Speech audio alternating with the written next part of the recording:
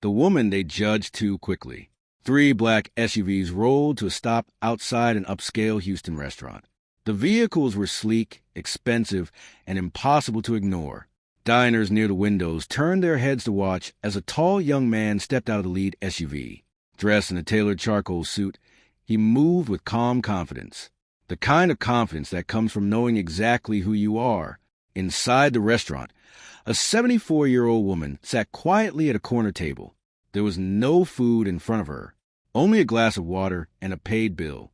The meal she had ordered just minutes earlier now sat in a trash can behind the bar, yet she remained calm.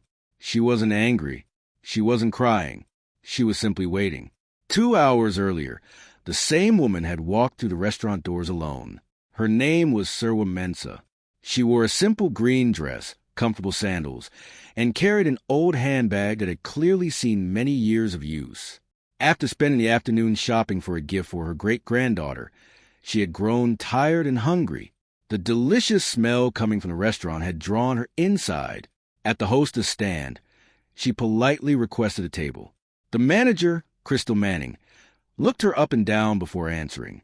"I'm sorry, we're fully booked." Serwa glanced around. Several tables sat empty. Still, she smiled politely and took a seat on a bench near the entrance. She decided to wait.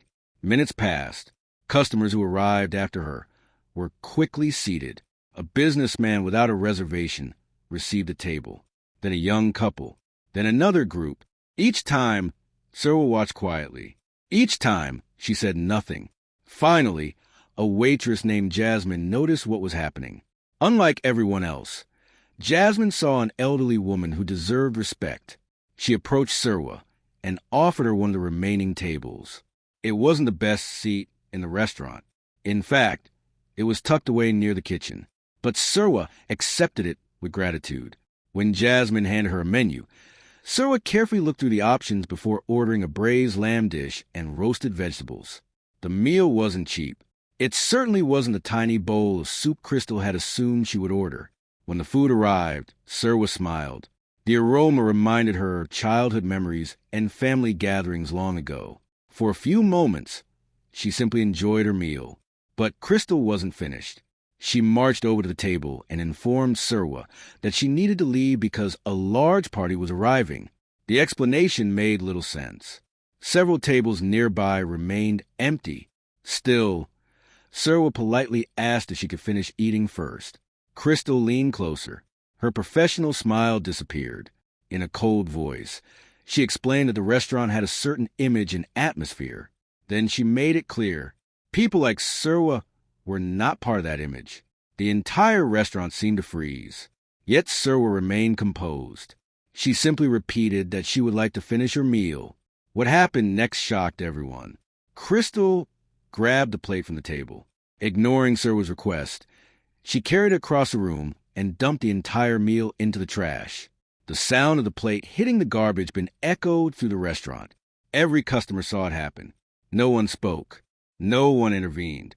Serwa sat quietly.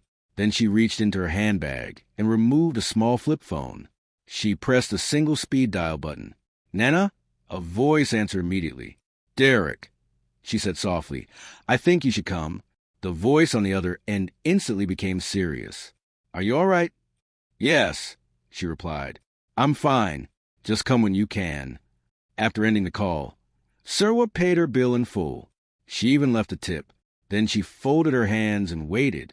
14 minutes later, 3 black SUVs appeared outside the restaurant. The room fell silent. A tall young man stepped inside and scanned the dining room. The moment he saw his grandmother sitting alone at an empty table, his expression changed. He walked directly toward her. "Nana," he said gently. Then he noticed the missing food, the paid bill, and the untouched glass of water. "Where is your meal?" Without speaking, Serwa glanced toward the trash can. That single glance told him everything. The young man's face hardened. Slowly, he turned toward Crystal, and in that moment, the restaurant realized that the quiet, elderly woman they had dismissed was far more important than anyone had imagined.